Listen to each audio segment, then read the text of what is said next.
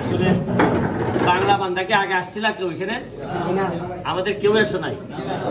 মজার বিষয় হচ্ছে গিয়ে মধু, তোমার বয়স কত? মাথা সবাই পিছনে যাও। তোর বয়স কত? 23। আর আমার বয়স হলো 44।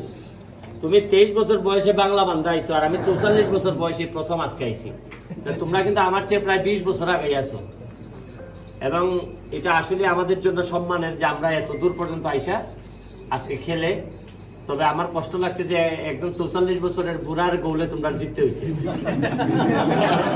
তোমাদের কাছ থেকে আমি আশা করছিলাম যে তোমরা গোল করে ফাটাই ফেলবা। শুনো, এই তোমাদেরকে বারবার বলছি আমি যে নেতা যদি সিংহের মতো হয় তা গাধার পাল নিয়েও যুদ্ধ জয় করা যায়। লিডার দরকার তোমাদের মধ্যে। যখনই আমি নাইমে যাই মাঠ থেকে, তোমরা নেতৃত্ব দিতে পারো না।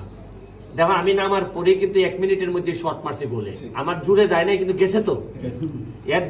তারপরও ফিনিশিং, যে জাতির ফিনিশিং দিতে পারে না, এই জাতির তো কোনো লাভ হয় না। তো তোমরা কষ্ট করতেছো, আরো দূর আগাই যাও। আর আমি রাজ্জাক ভাইয়ের জন্য অনেক বেশি কৃতজ্ঞ, রাজ্জাক ভাইয়ের প্রতি, যে he has done tremendous job. এখানে তোমরা যারা আছে এভরিওয়ান, আর বিশেষ করে আমি আমার টিমের পক্ষ থেকে আমাদের মুক্তা ভাই নাইমুজ্জামান মুক্তা মাননীয় এমপি মহোদয়ের জন্য, আমাদের সুরেদপুরের এমপি আমাদের সিদ্দিক ভাইয়ের জন্য একটা স্পেশাল। আমাদের এখানে আমরা আমাদের একাডেমির পক্ষ থেকে দাওয়াত দিচ্ছি, আপনারাও আসবেন। এখানে যারা নেতৃবৃন্দ, নতুন উপজেলা চেয়ারম্যান হয়েছে, বয়স কম, তার জন্য একটা হাততালি দর্শক।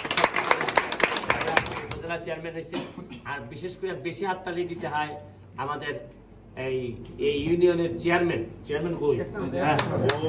চেয়ারম্যান বড় কথা আছে যে সে যে সাহস করে, বুদ্ধি করে যে আমাদেরকে এখানে নিয়ে আসছে, এটার জন্য একটা স্পেশাল, মিলনের জন্য একটা স্পেশাল ভালো কাজ করছে। মিলন, তুমি তোমার যাত্রা আগাই নিয়ে যাও। আমি আশা করি যে জীবনে তোমার আমরা অনেক দূর দেখতে চাই, অনেক দূর আগাই যাবা। আর হচ্ছে গিয়ে সেফ জার্নি।